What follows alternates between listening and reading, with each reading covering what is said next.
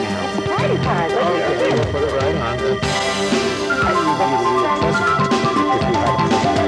I'm running out of it, but I am.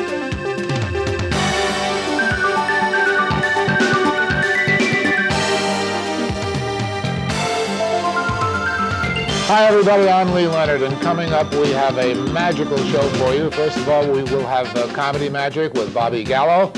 Then we have magical voices from the upcoming Gospel Fest competition in New York City.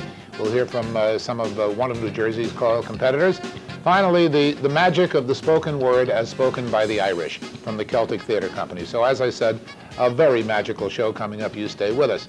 But first, from our Jersey's Talking Video Vault, we have a bit of nostalgia. Now, I know many of you grew up in New York and then you moved to New Jersey. Well, guess what they're doing in New York right now? The New York Transit System is removing from service the last 5 of the old-fashioned token-only turnstiles. Now, you remember those, don't you, with the big, originally they had wooden turnstiles, now they're metal, and your mother would yell out to the guy in the token booth, "He's only 4, he's big for his age," and you would sneak right underneath. Well, the last of them is gone. Now all of the turnstiles and all 468 subway stations in New York will be online for the MetroCard and tokens, of course. MetroCard is like a prepaid phone card. You just slip it through, and it deducts whatever the fare happens to be at any given moment. Good grief, I remember when it was a nickel. Anyway, we're going to take a little break right now, but when Jersey's Talking comes right back, we'll get to meet a magician with a magical sense of humor. Don't go away.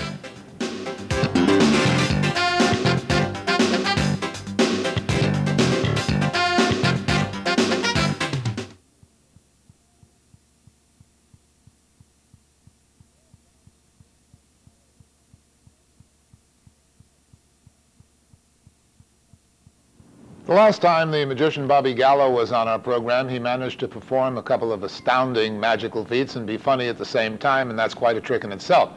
Well, he's back now, and he's going to try once again to both tickle and entertain at the same time. Welcome back to the show, Bobby. It's good to see you again. Pleasure to be here. Now, last time, what tricks did you do last time? Well, last time, Lee, I remember you selected a card, and it was the wrong card, and magically changed into the right one. It's the story of my life. How old were you when you first started to do cards? Oh, gee, when I first started to do cards was actually later in my career. I started to do all kinds of magic before cards because, believe it or not, my dexterity did not develop until I was pretty much into my teens.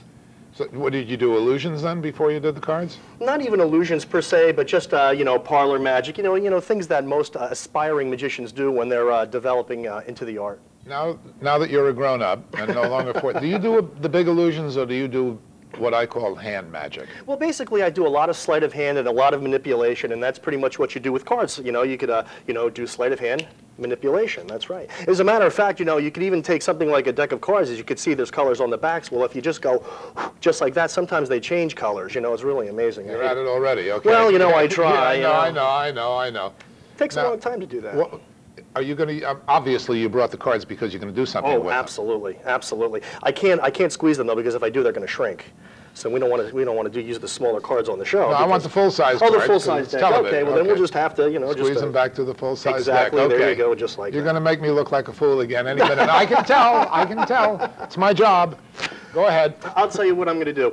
Lee, these cards could actually do something very amazing. They could actually foretell the future.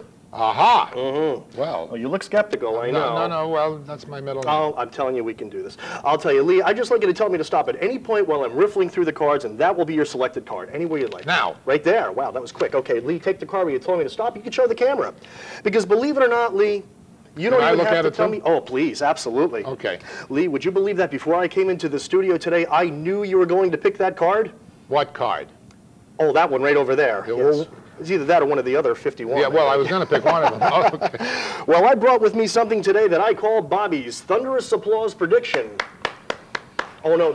Thank you. The studio audience is applauding. Yes. There we go. We haven't even done the trick yet. This is great. Okay, well, believe it or not, Lee, on the count of 3, I would like you to name your card. When you do, I'm going to flip this around, and your card will be on the other side. And then the place will really burst into thunderous applause. I'm sure it will. And I will probably faint and fall off the stage. That's right, and you could have had any card. Ready, on the count of 3, name your card, Lee. 1, 2, 3. 10 of hearts. 10 of hearts.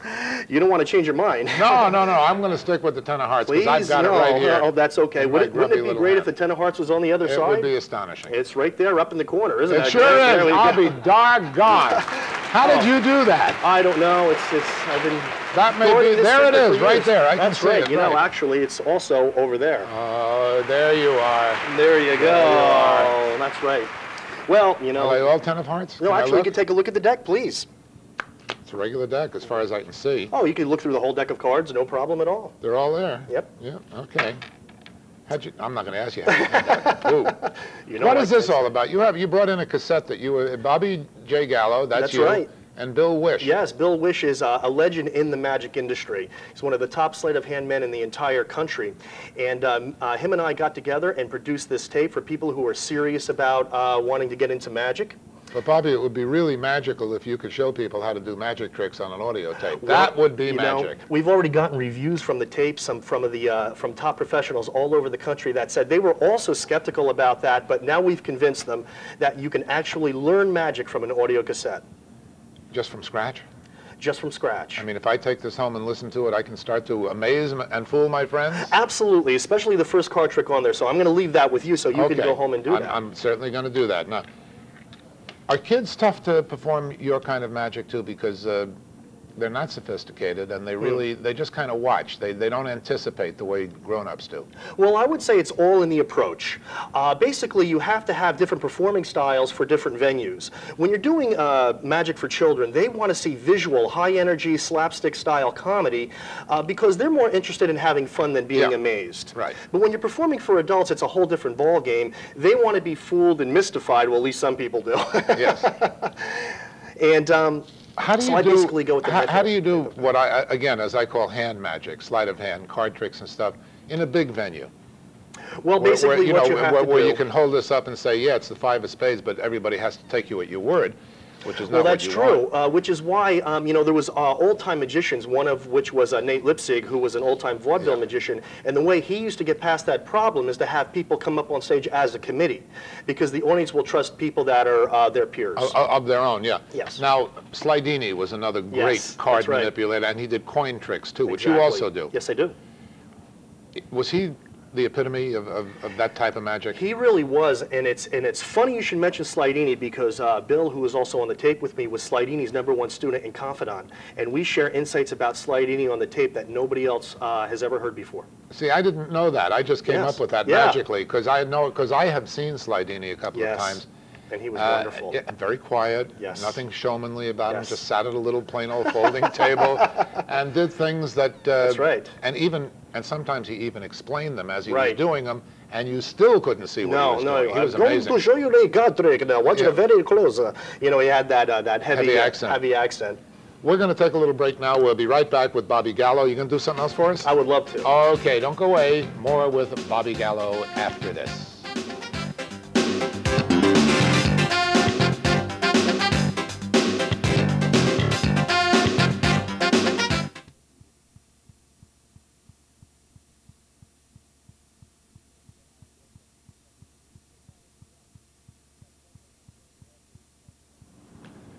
If you think our guest has a trick up his sleeve, you're probably right. He's got several, and they're all pretty impressive. I'm talking with Bobby Gallo, who has been with us before. And Bobby, do you still constantly work on new stuff to add to your act, or is it pretty well set at this point in your career? Well, right now I have 3 basic shows that I tour all around the country with, and those acts are basically set, except for times when I want to add something maybe custom to a particular venue, such as when I'm doing trade shows.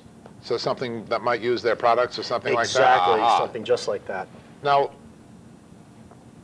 when you start working on something new, what's the most difficult thing to get down? I mean, you understand how it works. Yes, It's either been explained to you, or you've read about it, or you've dreamed it up yourself. Sure. Now, you got to do it. Absolutely. What's the tough part? Presentation. Developing a presentation that's going to be both entertaining, interesting, and really easy to follow for the audience. There's a lot of magic out there that sometimes people get confused when they see, such as card tricks that have too many steps for the audience to follow. I like doing things that are quick and to the point and also entertaining. Now, do you ever do big illusions? Did I ask you that? Sure, yes. Well, I do things, I do a levitation when I'm doing a large show. We just recently did some concert performances at the Bickford Theater in Morristown where I did the levitation, and I also got out of a straitjacket. Okay, now what, you have a little black bag in you. Oh, yes. Well, this is a classic. This was, I know you're into magical history, and this was developed by a magician named Max Malini around the turn of the century. And basically, that's a long name, Max Malini. Max Malini, exactly. Right. And actually, it's a black bag. You could stick your hand in there. And Lee, is there anything in the bag? No. No. Now, this is the Garden State. So what I'd like you to do is, I'd like you to name any barnyard animal. A chicken. A chicken. Here we go. On the count of 3, I'm going to snap my fingers. We're going to pull out of this bag something a chicken produces. Are you ready? I'm ready. 1, 2, 3. There we go. Reach inside, and there's an egg. Am I glad I didn't say a goose? Oh, or a horse. Okay, yes. There we go. Well, I'll tell you what. We're going to take that. Now, we made that appear, Lee. Let's see if we can make it disappear right in front of your nose. We're going to take that. We're just going to drop it inside the bag. Now, we know it's still in there. Yes. You can look in there. You can see the egg. I can see it in there. You can even feel the egg in the corner. It's right there in the there. Lee, I'd like you to hold out your hand right there. The egg is right there. We're going to take it, and I'd like you to hold it like that. Oh, sorry, it disappeared. You see, it's actually the bag. You see, it's not on that side of the bag. As a matter of fact, Lee, you can stick your hand in there. You won't find an egg in there, no matter how. You're right. Actually, it's right there in the air.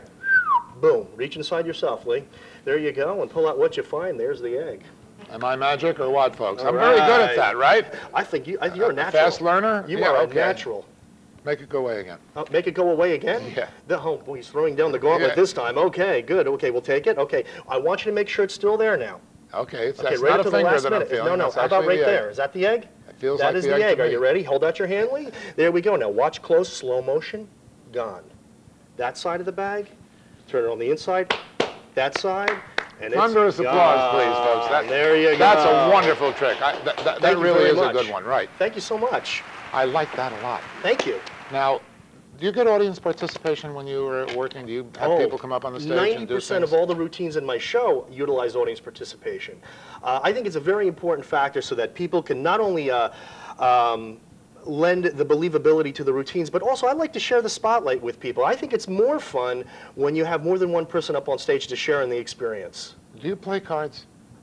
None of my friends will let me. I was going to ask you, would your friends actually play cards with you? They do. They do? They do, yes. Only if they deal? Yes. Well, I have to take an oath before I start the card game that I'm not going to do anything tricky. So you can really manipulate the cards, though. You can. You can. You can. As a matter of fact, I'm playing with this deck. I don't feel any rough edges or any that are bigger or anything like that. So can you let us in a little bit on how the cards are manipulated? Well, I really can. We do share some secrets on the tape, but I'll tell you what. If you look through the cards, you see they're all mixed and different. I am going to make you select the 6 of diamonds. Okay. Okay? Just tell me to stop anywhere you like. Now. Right there? Okay, great. I'd like you to take that card. Look at it. That looks like a 6 of diamonds. And you could take a look at the entire deck, every single They're all there. Now, they're all there. There are no duplicates in the entire deck. And I said now when I felt like saying now, not, there you not go. when you told so me. that's basically the same technique a professional gambler would use in a card game to influence the outcome favorably in his favor, but I never would ever do anything like that. Can card manipulators really deal from the bottom or the middle? They can deal from the bottom, from the middle, second from the top, pretty much anywhere they would like to, but you'll never see it.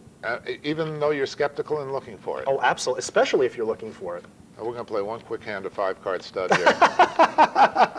And if you notice, folks, I'm dealing. Uh-oh, he's got a pair. I have queens. He has a pair of 10s.